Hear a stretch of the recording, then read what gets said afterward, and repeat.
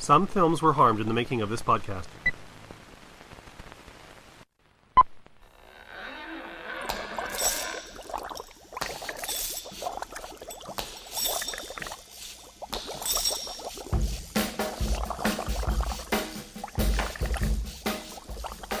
Hello and welcome to the first episode of For Your Consideration's October Fright Fest. Is that what we've been calling it for the last 3 years? Halloween Spooktacular. October. I think last year I started changing it every other week for my own amusement. So whatever we call it is what it is.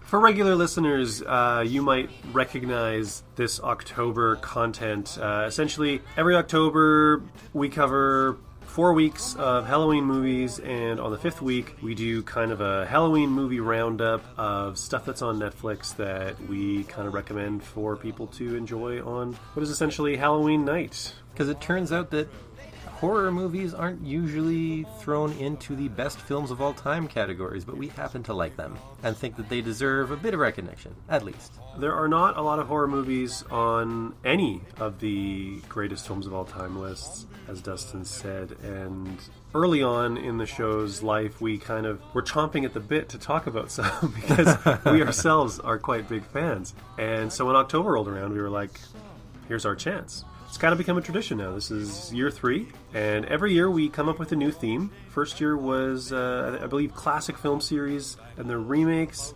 Then it was foreign horror films and their American remakes. And this year, our theme is going to be the films of Guillermo del Toro.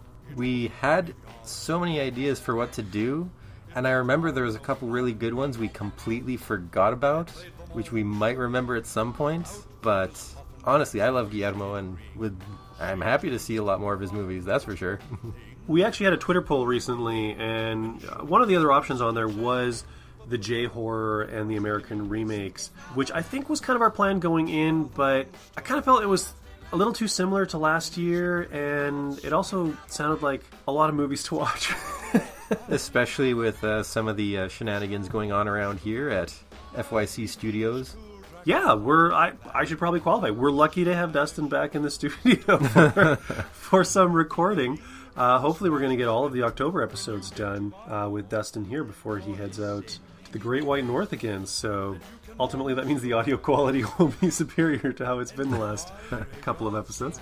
But back to Del Toro, yeah. Basically, there are 2 Del Toro movies on the Sight and Sound list, and those are The Devil's Backbone and I'm pretty sure Pan's Labyrinth is on there as well. I mean, Pan's Labyrinth is kind of everybody's favorite Del Toro movie, but he's got a lot of other movies that are great and just fun to watch, and we're going to take the opportunity this month to actually talk about most of them.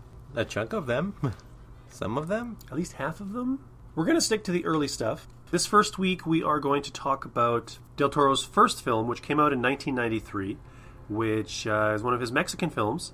Was sort of the template for what is essentially the idiosyncratic kind of horror mashup vibe that Del Toro has followed through with to this very day with The Shape of Water. And that film is 1993's Cronos. AKA that film you should watch if you ever want to see Ron Perlman with Will Ferrell's hair.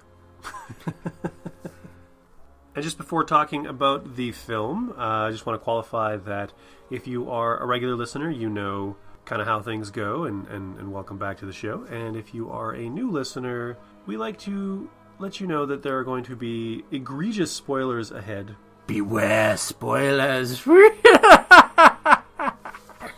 We don't see the point in talking about the movies unless we're actually talking about the movies, not talking around the movies. So it is a spoiler show. I think it's fair to actually kind of make a point of this because Halloween, we do get a lot of people checking out the show who don't normally check out the show because it's specifically the horror movies and kind of the crazy themes and stuff. So there you go. I feel that was way more explanation than was needed. You have been warned.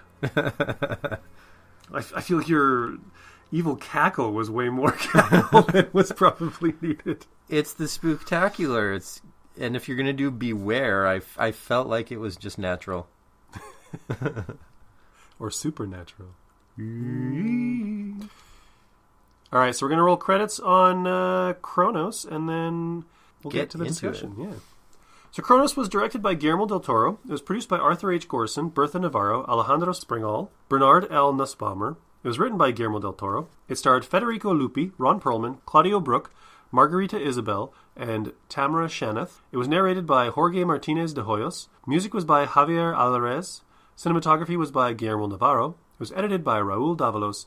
Distributed by October Films in the U.S., and it was released on May 3rd, 1993 at Cannes and December 3rd, 1993 in Mexico.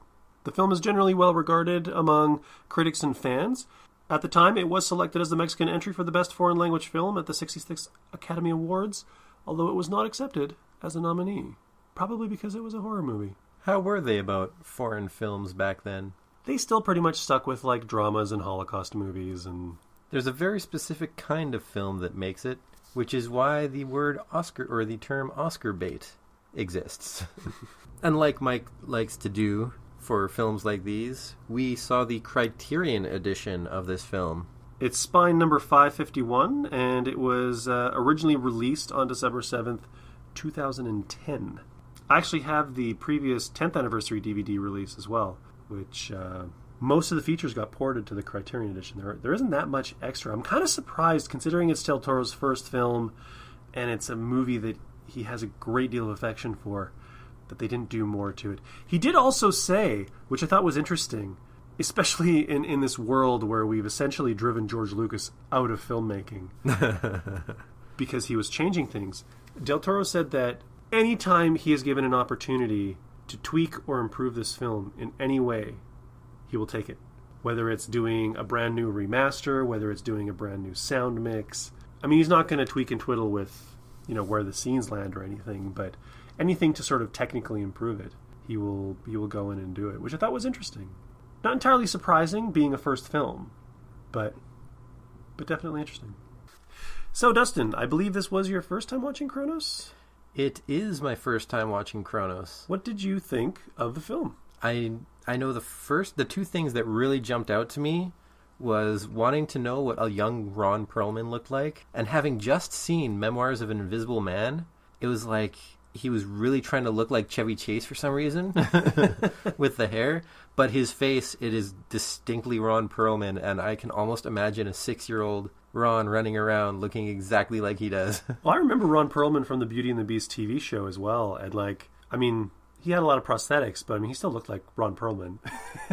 Hellboy, it looks like Ron Perlman. Like there's a certain Ron Perlman-ness to him that is just immortal, which is the other half of the film that I did not recognize that it was a vampire film until more than half the movie was over. And that is amazing to me. Like, that blew me away, because normally you go into a vampire film and you know exactly what it is right when it starts, and you know exactly what to expect. And they always start with, the vampire exists, and we got to take him out now. But this one completely turned the whole thing up on its head. Because it starts with the Alchemist. It starts with the Alchemist, so yeah, he technically exists, and they give an explanation to how it starts, but it was an origin story. And I thought that was extremely interesting, because you don't normally see that with vampires. They might explain later on, deal with the devil is usually how it goes, but to bring it... They brought it to alchemy, however, which is always, I find always interesting to bring up into films. It's not used very often. It was an unwitting sort of suspect, an unwitting sort of a person who got involved in it all. The vampire slant, I guess, it's subtle until it's not subtle anymore. And I don't remember what it's like to watch the movie not knowing what the movie's about, because I've seen it a few times now, and I can't think of it as not a vampire movie. But I've heard Del Toro actually talk about, he wanted to construct the film so that there were various vampiracy themes running through it. There's the vampiric nature of capitalism, which is symbolized by the industrialist. And I don't know what the heck their industry is, because like Perlman will walk through this factory with nobody in it, and then he gets to this clean room where this old guy is just concerned about living forever. And he also wanted to have a little bit of sort of lapsed Catholicism in there, because as a child he always viewed Catholicism as being slightly vampiric, because when you take communion, you Or eating eat the body of Christ, eat the flesh of Christ, and you drink the blood of Christ. And he's kind of like, wow, that sounds sort of like... So Christianity for Del Toro has always had that. And then he also introduced the way that Jesus... Well, I mean, geez, his name is Jesus too, by the way. Like... And that was another thing that he layered through there. He dies and he resurrects. And he waits 3 days. And I definitely noticed that. Del Toro decided to have the character wait 3 days to be resurrected because he specifically wanted to push that Catholic symbolism. But there's also the way that he engages with the Cronos device, which is what provides him with his immortality and creates this vampiric nature within him. It's very much like a drug addiction. And, 100%. Yeah. And so that was also, another layer of vampirism that was in there. So it's kind of working on 4 or 5 different levels on top of, just the basic, here's a guy who's turning into a vampire. But even then, like they mentioned the Alchemist, he was very pale-skinned and he was impaled through the heart and he died. And I was like, oh, okay, makes you immortal, but accidents happen. All right, I understand that. And then he gets sort of stung a little bit and he becomes sensitive to light. And it makes you immortal, but not invincible. Exactly. It's like in time or any other thing where immortality happens. And honestly, that's the best form of immortality because you don't want to be stuck floating around in the void of space for all eternity once the world collapses. That would suck. True immortality would suck. Been there, done that. Luckily, given the infinite expanse of time, the world will recreate itself again and you'll come hurtling in a asteroid and cause that event that occurred in the middle of Siberia. We should probably stop giving away government secrets. Are you talking about Tunguska? The Tunguska event? Not at all, sir. I don't know what you're talking about. Redacted. But even then, like, he starts going after the blood, and I'm like, oh, that's part of the thing, or it wants blood fed into it. And I honestly wasn't too sure if he was going to drink the blood, because they mentioned the person hanging upside down in the tub full of blood. And even then, none of it clued in as vampirism. Well, you don't know if it's for the individual or if it's for the Cronos device. I thought it was for the Cronos device. Because there is that insect in the Cronos device. Exactly. And he's fascinated with the blood. He licks some of it up and like, oh, he has to drink it. All right. I guess it mixes with the venom. Sure thing. And it never clued in. Vampire. And then he dies. And then he comes back. And eventually, I forget exactly when it popped in. And I was like, wait a second. And the way... This is original. When he comes back, he has that sort of... He's draping something over his head. And it has that cloak-like sort of look. And he takes on these Dracula-like movements, and when he's in the attic or whatever it is, and the sunlight, light, yeah, and he starts steaming, and then he does like in the trunk. the Christopher Bela Lugosi. No, he does the Christopher Lee Hammer horror, like, which was kind of cool. There's just these like subtle little things in there. Yeah, it's. I think it was when he was sleeping in the toy chest that I was like, wait a second. And yeah, I mean, here's a guy, he wakes up at night all the time. There's all these subtle clues, but they're done sort of in isolation of the other clues. So if you don't know what you're watching, you're just kind of like, what's going on? It's a slow change. Like, as you said, I was seeing it as drug addiction, mostly. It wasn't until later on that all the other stuff occurred that it all fell together for me. And I love a film that can do that.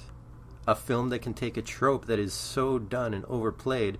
And even though this film is friggin' 25 years old, 35 years old? 7,000 years old. 25 It's surprising that it hasn't been redone, that it hasn't flooded the pop culture scene. I don't think anybody would redo a Del Toro movie. And honestly, Del Toro has taken Cronos, which is a vampire movie. He expanded on that in Blade, which is a vampire movie. And then he expanded on that even further in The Strain, which was a great series of books and a merely adequate television series. But in all of those, he maintains this very traditional, folktale-ish sort of take on the vampire. He never completely eschews the Dracula in it, but he puts that weird spin on it. He always has that Del Toro flair that he adds to his creature, his monster. He wants the creature to be something you empathize with. He layers it with, it's a story about families either coming together or breaking apart.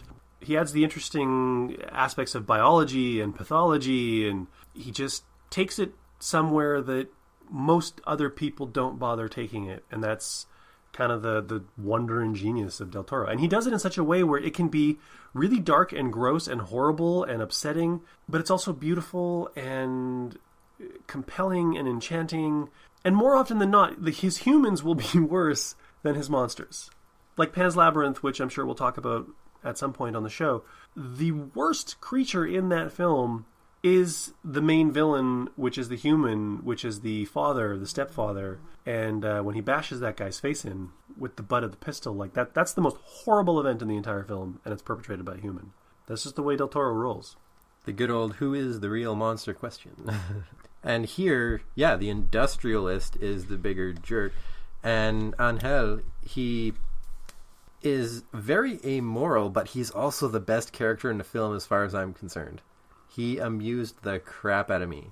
He's sick of it. He doesn't want anything to do with it. He's like, this is the last one. I'm not going to do your dirty work and look at these stupid angel figurines. I don't care. And the guy forces him to eventually anyway. And because he doesn't give a crap anymore, he does things in a very brutal and efficient manner. I don't know if he was forced to completely destroy Jesus' shop, but he did. And he left his little note there, little calling card. And really, that all negotiations break down at that point. They could have just called him up, and honestly, that might have worked better. But he's like, fine, I'll go get it. And he enjoys himself smashing up the shop. He possibly enjoyed himself just beating up Jesus. And he's like, why does he even want this figurine? Because he thinks it'll make him live forever. And he just loses his mind. He thinks that's hilarious. All he does is shit and eat and sleep. And he wants to do that more. And he uses Jesus as a pillow, this beaten, broken old man. And I thought that was glorious. Well, I thought that was great. It is an interesting take on the thing where, like, I'm trying to remember what Del Toro said about it, but he was kind of pointing out that the industrialist basically lives in this clean room. Yeah, and he was kind of saying that in order to live forever, you either have to become a monster, or you have to live in this completely antiseptic world. You have to, but you're not living in the world. You have to lose your life in order to live forever. And he even said, Ron Perlman's character really just hit the nail on the head when he said the line that you just quoted, where it's like all you do is piss and shit. He wants to do that forever. It's vanity. It's hubris. It's fear. And Jesus actually makes kind of an ultimate and beautiful sacrifice, because he kills, at the end of the film, he smashes the Cronos device, killing the bug, which he is told will end his life. But because he doesn't want to continue as this creature, because he has this moment where he's looking at his granddaughter, I don't know if she's offering her cut hand to him or if he's just torn about it. But because he's got this really strong relationship with his I feel granddaughter. That she was offering her hand. I felt so too. But that he's like, no, if I have to do this every day, screw that. I agree. That's the vibe I got off of it, definitely. And he doesn't know the rules, because a certain somebody ate the pages, which was fantastic. And he smashes the thing and he says, I am Jesus Gris. He kind of reclaims his identity, and he dies in the bed with his granddaughter and his beloved wife. That's kind of the sacrifice that he makes. And I really thought that was a really nice, very kind of human touching sort of moment at the end. And it really spoke to, how Del Toro paints immortality and the vampire myth that he's sort of concocted for this film as, like you said, to deal with the devil. It's the monkey's paw, right? It's the wish that basically comes back and bites in the ass. And we can all just hope that, well, luckily he wasn't the only breadwinner. The wife does teach dance, but, his shop was smashed up and then he died shortly after. I hope he had some sort of insurance, because that's not helping. Well, maybe we can write to Del Toro and ask him how Mercedes and the granddaughter made out afterwards, financially. That's usually not questions you want answered, because it doesn't work out well when people die suddenly. It was really interesting revisiting this movie for me because it's been a number of years since I've seen it, and my memories of it were vague. I remembered it as being a film of Del Toro's that I loved. I knew it was his first film and that it had this very interesting sort of vibe to it. It was basically very proto Del Toro. Like it was kind of that you see pretty much everything that he's going to be as a filmmaker in this movie, just in kind of a micro form. Watching it again this time around, it surprised me how unassuming it is and how quiet it is. I forgot just how small the movie was. Limited in scope, you could say. And I don't look at the sets or the makeup or the acting or the staging, or I don't look at any of it and think it's done cheaply. It just, he set the bar at a reasonable level that they could hit insofar as getting the production off the ground and getting the production rolling. That kind of, it stood out. Like it's not bad. I mean, I think this is a really good movie. I just forgotten how small it was. I mean, the last couple movies that Del Toro's done, like Pacific Rim and Crimson Peak and Shape of Water, and they've got more scope and more scale, and it's what I've sort of become accustomed to now. So going back to this really early stuff is great, and it's one of the reasons why I really wanted to do a Del Toro month, because I've sort of been wanting to revisit his filmography for a while, and to really talk about some of these movies that people don't talk about as much anymore. And like The Devil's Backbone and Pan's Labyrinth are pretty much the two that everybody does talk about. Getting to cover Cronos, and we're going to be doing like Mimic and Blade 2 and probably one of the Hellboys. That's just that's the mission statement, and I'm happy. I remember reading something written by, I believe it was the person who's going to do the Martyrs remake, and he was saying that you don't go backwards in Hollywood when it comes to the budget. So this would be his lower budget stuff, his smaller stuff, and you're used to the big stuff, and you might never see the small stuff because you don't go backwards in budget. Otherwise you can't The second you make a movie that's smaller than the last movie that you made, they assume that you've jumped the shark, you're going backwards and you're done now. Which is insane. It's terrible, because I could imagine that, like, let's say Spielberg was like, you know what? I'd like to do a movie that's a low budget, $100,000 for everything minus the actors, minus the wages.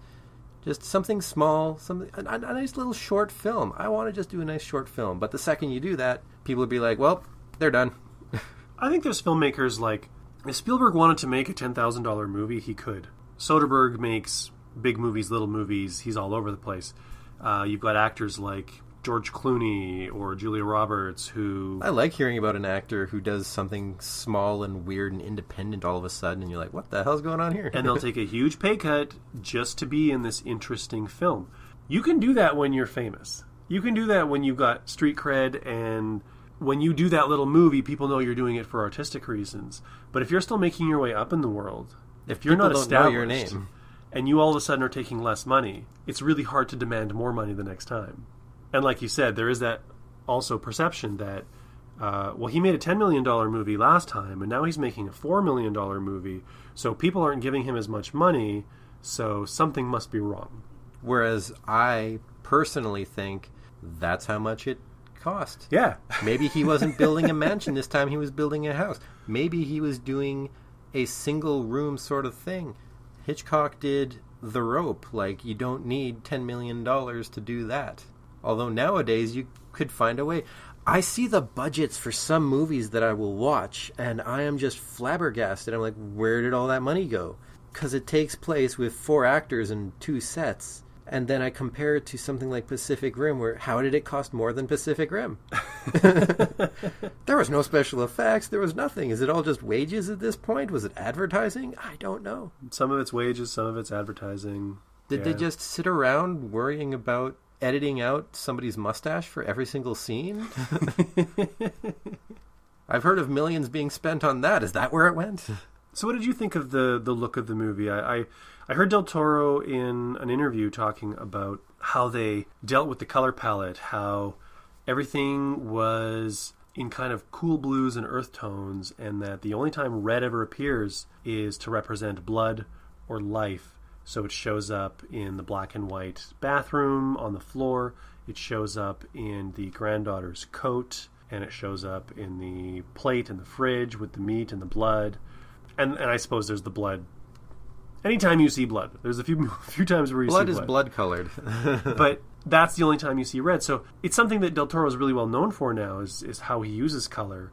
And Blade 2 was an instance, we'll be talking about that in a couple of weeks, where he was thinking that vampires spend their nights as their waking days. So all of the nights were shot in a very warm, sort of yellowish color, and all the days were shot in a very cool color, because that was a vampire night.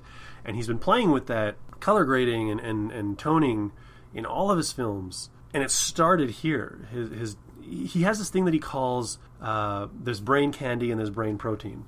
And he says brain candy is something that just looks pretty and serves no purpose, whereas brain protein is something that looks interesting, but it also is interesting because it services the narrative and pushes the text or the subtext in the story forward. I thought that was really interesting to kind of see developing and being used kind of for the first time on this scale. Did you notice any of that while you were watching it? No. And scene. The one thing that I did notice was the industrialist clean room. I noticed all the blue in there, and that really stood out. Most of the other scenes, it felt very just sort of natural to me. Nothing seemed out of place, but that blue clean room, it was too sterile, and it was apart from everything else, which, as you said, goes back to he wants to be immortal. He's no longer part of this world. He is so full of hubris, full of himself. You go through the industrial setting beforehand, and it's proper industrial, and then there's this room, and it doesn't fit. It doesn't fit anywhere. He doesn't fit anywhere. He's dead. He's dead already. He just doesn't know it yet.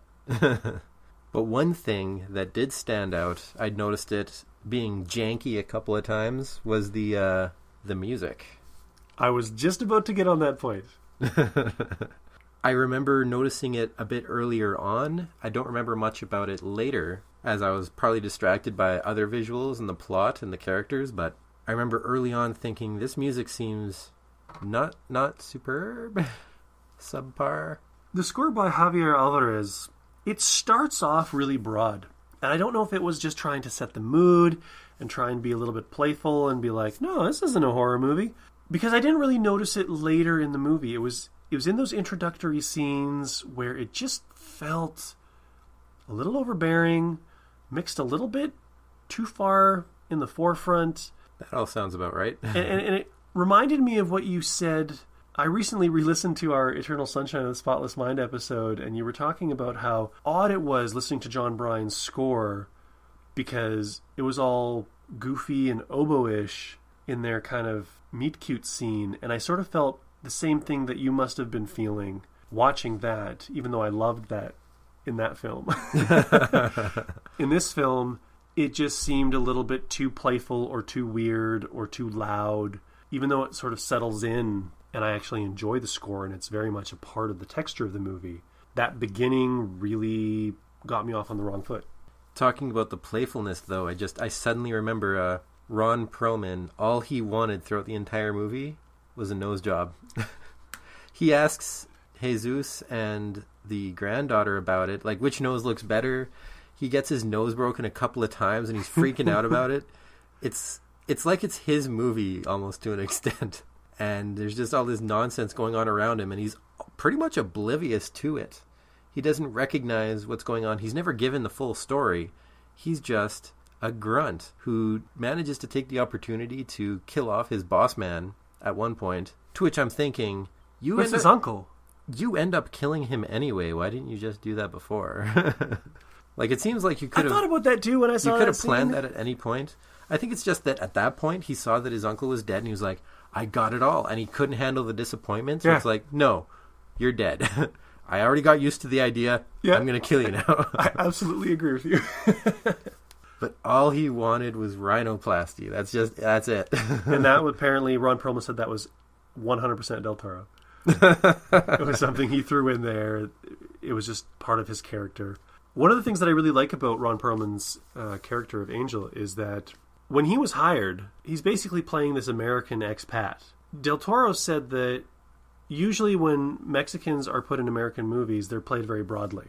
So here he had this movie full of Latin actors made in Mexico, and he was hiring this American actor for a role which he wrote rather broadly. And he wanted Perlman to be kind of a broad caricature of an American individual, and he basically cited it as a type of like Montezuma's Revenge cinematically. And I love how they never really explain it. There's just this character in there who doesn't need to speak any Spanish. He does a couple lines here and there, and it works. I was like, oh, that sounds natural. Apparently he speaks terrible Spanish, and Del Toro knows he speaks terrible Spanish, but because he never spoke Spanish before he got the role. And he only used a couple words at a time, that's for sure. And he actually practiced a couple of the characters' heavy dialogue scenes, and he very proudly called Guillermo up to his like hotel room or whatever to read these to him and to get his opinion on them. And then he was like, "What did you think?" And Del Toro was like, "It was terrible." And he's like, "Really?" He was like, "Yes, it was very bad. Let's eat." And that's where they decided he's this American expat who is here helping his uncle in Mexico. He hates being here. He resents having to speak Spanish. And it's why he speaks terrible Spanish. Because everything in this movie is a burden to Angel's character. And he doesn't want to be there at all, and it's great. I love it. No, all he wants, he's probably doing it all so that he can get his uncle's empire, get his factory, get his money, get his whatever. And he's doing what he has to do that. Oh, and whenever his uncle calls him at like 3 a.m, he's like, "What in the ever-loving fuck do you want now, you old pile of crap? Hello." It reminds me of being at work sometimes. I'll hear the happy conversation, hangs up. "Man, what a motherfucker. Fuck this guy." All right. Seemed like you were having a good phone call 2 seconds ago, but all right. Pendejo. Tu puta madre. And there's a scene in the crematorium when the box goes in and it's on fire, and he comes in there and he sees it's on fire, and you see that moment in his face where he's like, "It's over. I don't have to deal with this shit anymore." Good. He was happy. He was really, really happy. And then 3 days later, Jesus comes back, and there you go. That actually reminds me of the Mortician. Guillermo in here is reminding me a lot of Peter Jackson. Because he's throwing in just this oddball comedic stuff. And that's definitely early Jackson. But yeah, he's doing the makeup for Jesus, and his boss comes in and he's like, "That is amazing. It looks like nothing happened. So, yeah, we're cremating him, so don't work too hard on it." Are you kidding me? You couldn't tell me this 10 hours ago. Oh, that was beautiful. I loved it. Well, Del Toro says he likes to take genres that don't fit and put them together. He sees all of these things. I will have you know, together. Comedy and horror fit like friggin' peanut butter and jam, man. That stuff's great. This is true. Actually, what genres don't fit together, quite frankly? Because I've seen good mixes of literally anything, including... That's true. Even throwing in an adult. I've seen it all. A silent film musical? I'll have you know, there was a very good dancer in Metropolis, and his dancing was fantastic. I love that guy. Actually, the club dancing was pretty hilarious. Where she comes out and does like the dances of Salome or whatever it was. Anyway. They also do that in Forgotten Silver. Yeah, the dances of Salome. And that was done as part of a silent film, and that worked quite well. Wasn't that something like 17 hours long or something? Yeah, he would turn the Salome into, a 4-hour-long epic was part of the whole story there. Just so many little jokes in that movie, and you never finished it. We've got to get back to it. Long story short, Cronos. The end. So do you have anything else you want to add? I would say that this is definitely a film that is worth watching. 100%. It is a good vampire film. It is one that I haven't seen replicated in terms of how it's done, the ideas behind it, even though it's as old as it is. I think it is something that is living up to what it was. This is one of those things that would definitely fall under classics to me. Masterpieces. Yeah, I would definitely... I mean, if we were talking about this film in our masterpiece, museum piece sort of context, I would definitely go masterpiece with it as well. And I, for one, will always rank it one or the other. Because we're here questioning others' opinions. I'm going to throw out my own so that people can question it. I'm not ashamed, though sometimes I should be. I've been told. You shut up. Tell me where it is or my uncle won't leave me alone!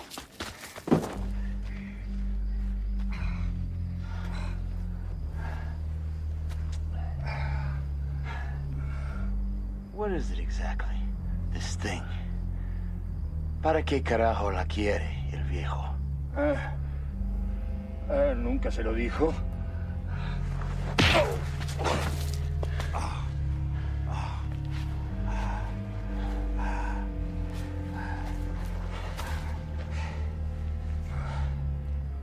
You all think I'm stupid, don't you? Él piensa que eso le va a ayudar a prolongar la vida.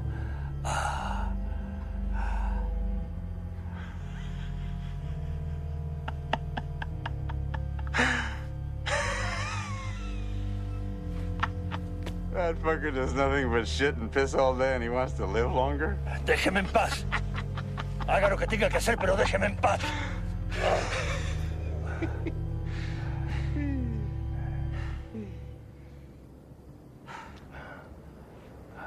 Of course, sir.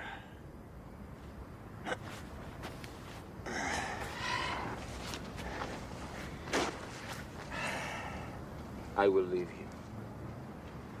When and if it pleases me.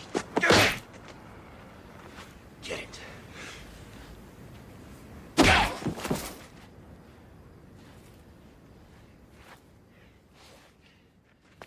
So was this movie a surprise to you? Was this... Oh, 100%. And one thing that always gets good response from me is to be surprised by a film these days. I've seen so many. I know all the tropes. I predict stuff long before it happens. So to have something completely surprise me and not even know it's a vampire movie for half the film, yes, you win. You succeeded. You did well. And yeah, I agree with you. It's a fun movie to watch. It's got surprising moments. They don't have the child speak a whole lot, so it doesn't have all the annoying child tropes. That's an understatement, man. She's got one line. One line. That is enough. And it's at the end of the film. She's a good actor, though. She was Might a good well actor. be. She did a really good job. Yeah, it's a total recommend, and it's actually got me excited to move forward and see some of these other Del Toro movies. So, even though I've probably seen all the other ones we might be doing this time around. now we just have to decide. Our next film in the series is going to be Mimic, and there's the original theatrical release, but there's also the Del Toro director's reassembly. I kind of feel like we should watch the reassembly, since we're not locked into, what was theatrically released and considered the greatest films of all time. We can kind of watch whichever version we want.